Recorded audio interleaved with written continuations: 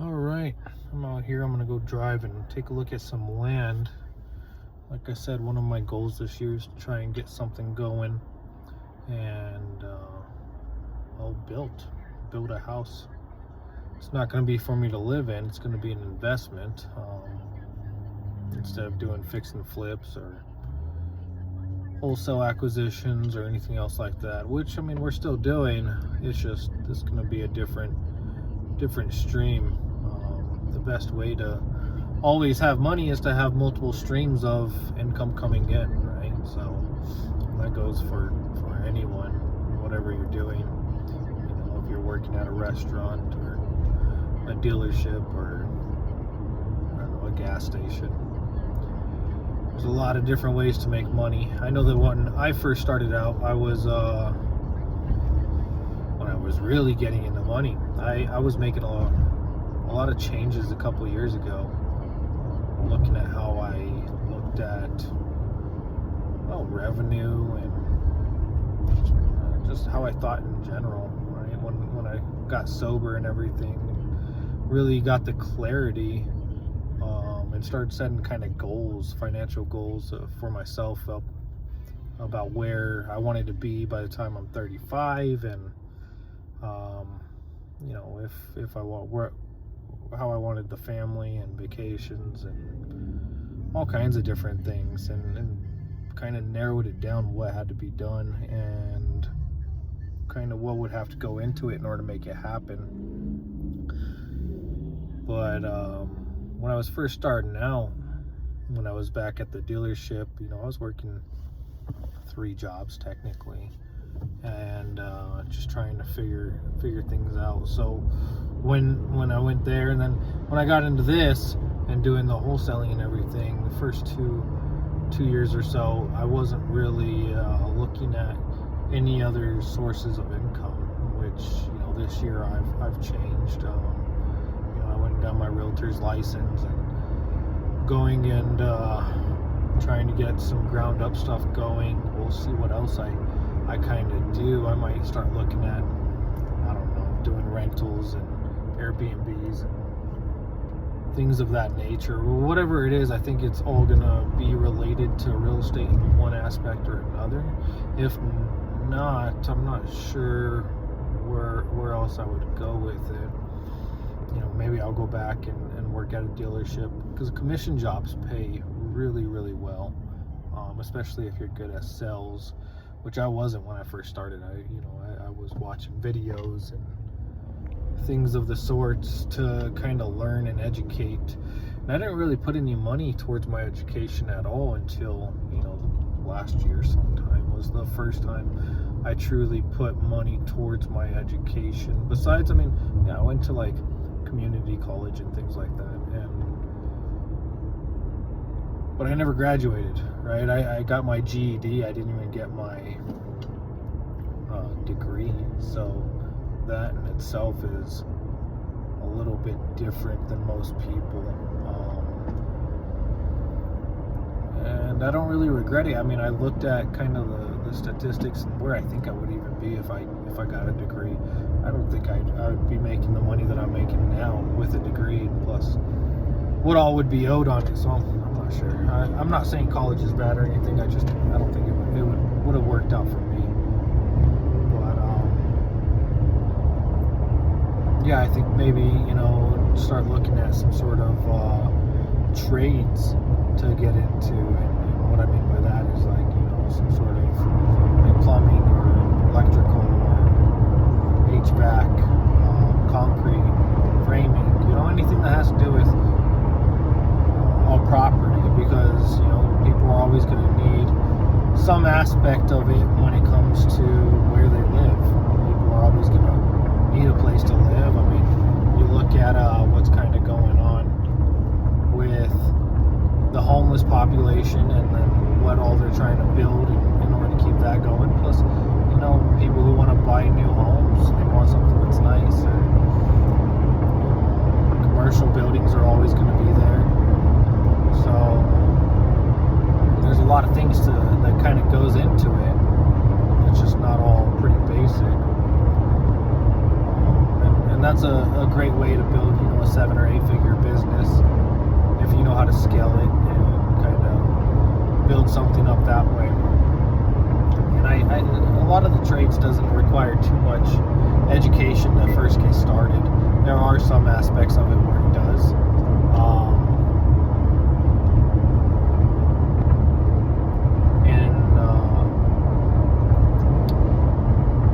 Like electrical and things like that, you need like little certificates, not really a degree.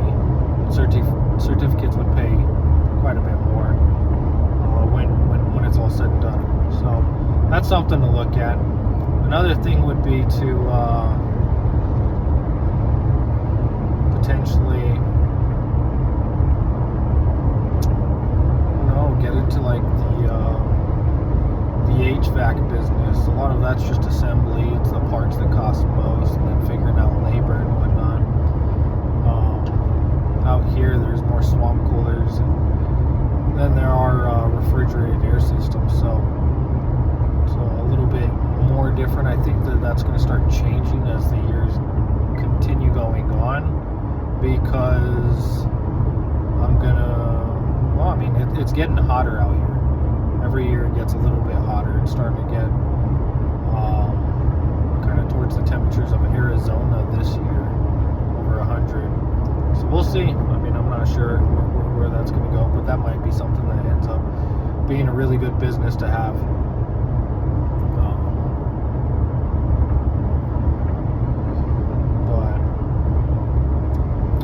When I was looking into everything and trying to build it up, I'm looking at how I worked back then. I was working, anywhere from 12 to 18-hour days, just depending on what was going on and where I was at and the process. And I think getting back to that work ethic is where I'm headed.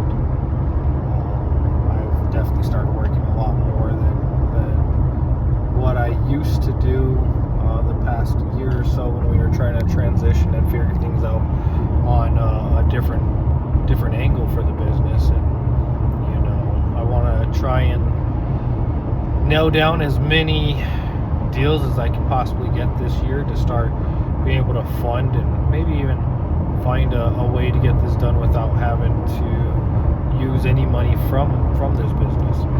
So my goal is to try and figure out if I can do something from the ground up where I don't have to put, more than 15, 20 grand into it. And that's just to acquire permits and, things of the sort. So we'll see what ends up happening. I'm not 100% sure on where it's going to go. I do know that I'm a part of a pretty magnificent group that has one of the best mentorships in town. So if I get stuck or hit a snag, I'm sure I can reach out to them, and they'll help me pencil through the process and figure out what I need to do in order to clear any hurdles that I may encounter or anything else. Just take it one step at a time, and that first step is just driving by and identifying these lots that I'm interested in this area over here. And once I get there, I'll show you guys. But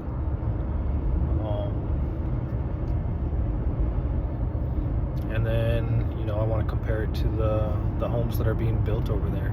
What's the square footage of the homes, what type of homes are being offered, what are the features, what are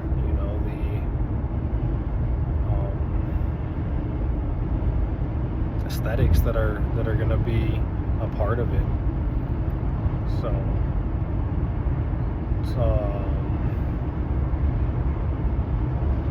there's a lot of tumbleweeds that are in the road right now, but it's out here in a beautiful little area, nice little corner up top, overlooking the city. And I think that's probably one of the smarter places to start. Not sure if I'll be able to get the funding, because they're $1 million homes, but if I can, then you guys can follow me along through that whole process on on what they're requiring and whatnot. So it's all going to be under a new LLC, so nothing's going to be tied to any of the other income I've generated over the past couple of years.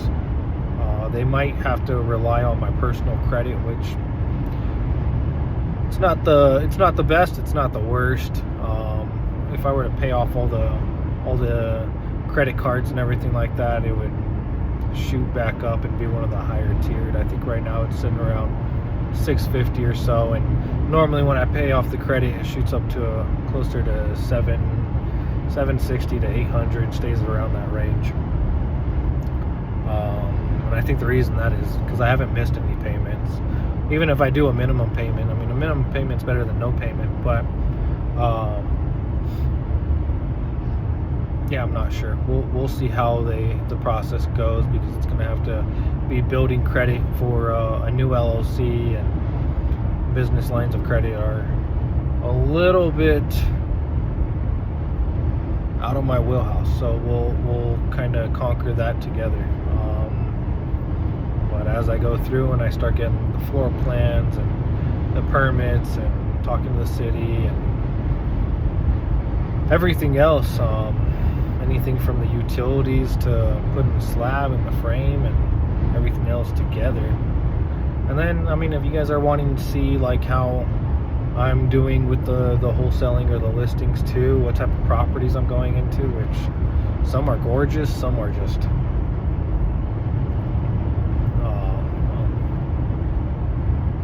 there's some bad properties out there, some pretty nasty ones, some instances where I don't know how people live, but in those homes, normally there's like, I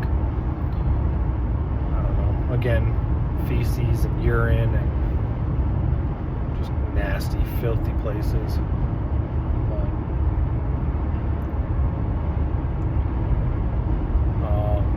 I've been in a lot of beautiful homes too, estates, those larger homes that are over 5,000 square feet, and they're up in this area where we're going to right now. There's a lot of like high-end vehicles that are out here as well, but there's also a lot of people who are house poor and can't really afford to live the lifestyle that they do. And that's kind of how I initially was going to be way back when I first started in this kind of area, or when I started back over in wholesaling in the first year when I made the money, and I was just spend crazy, and I'm not sure why I was like that. I think anyone who gets money like that for the first time tends to just go a little bit crazy. But I've definitely gotten better at managing my money over the last year and a half, and making it last a lot longer. Because one of the problems with what I do is never know when the next paycheck's gonna be. So you got to be able to manage the money and make sure that whatever's coming through is something that is affordable. They got a whole concrete thing going on over here, it looks like, which is really cool. I don't know if you guys can see that. Pretty cool. And these are the houses up here that we're going to go look at. They're just adobe, larger homes, anywhere from 2,500 to 5,000 square feet up here, which isn't bad. They're beautiful, very, very beautiful. One of my problems with the area up here is you don't truly get a gated backyard. It's all kind of open for the wildlife and whatnot. Some people like that though, but for me, I've got 4 dogs, so, and I have one small dog. Yeah, just over here, it's beautiful. Beautiful, the type of homes that are out here. So,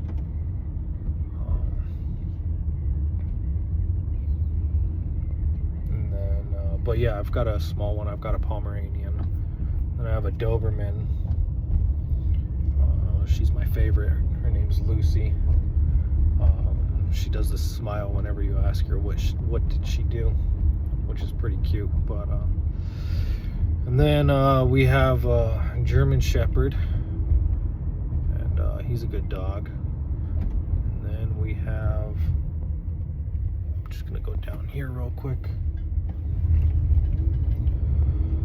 A big farm dog. His name's Rico. Dude is huge. His head is bigger than my chest. Yeah. But I mean, look at these homes here. That's wild. Beautiful. So, and they've got them all over the place. Just living out here. You don't have to worry about crime or homelessness or panhandlers, but you get people like me coming through, super nosy. But this is kind of how I come and find my motivation and find what I can and can't do, and just kind of figure out exactly what I'm trying to accomplish, because I don't have all the answers. Definitely not the smartest person in the world, but I'm competent. I think everyone's competent for the most part. Anyone should be able to accomplish whatever they put their head to. Like today, I just put my head down and worked, and I hated every second of it. I don't like the busy work. There's no motivation there other than, trying to generate something, the ability to come out and potentially do something like this. But there was a property that was out here last year that I was chasing for a gentleman who worked for Facebook. He was one of the original creators. And I ended up talking to, well, that's funny, this person's dragging their trash can with their door open. But ended up talking to, I think, his mom, and found out they were able to get the property taken care of and sold because it was delinquent on taxes. I don't remember how the gentleman died, but it was a unfortunate situation. Whenever somebody dies, it's unfortunate. There's another deal I'm looking at right now, and her son passed away, and he was in the military and ended up dying from what I can gather, an explosion in Iraq. He survived for about 2 years or so after that, but he was severely handicapped before he passed, unfortunately. And I feel bad for her, right? Her brother died in Vietnam, and now her son, and just an unfortunate situation and whatnot. There's a lot of people out there who are struggling and don't know what to do, and unfortunately for her, again, taxes being owed on the property and not knowing exactly what to do. Maybe, I don't know. I spoke to her over a year ago, and we tried to see if we could make something work, and we just kind of lost contact, and I moved on to other opportunities, other deals, and forgot about her, and recapping on it, trying to reignite it this year and see if I can potentially make something work, or even help her just through the situation one way or another. I don't like it when people lose their properties to taxes, or I don't know, just not having all the information. There's a lot of people who just feel stuck, and they think that if they just sit there and wait, nothing's going to happen, and that it's all going to be okay. And unfortunately, that's just not the case. whenever there's money owed, somebody always comes to collect for the most part. This property actually looks abandoned, which is weird. So, being that that's the case, I'm gonna go ahead and stop the video real quick and look into it.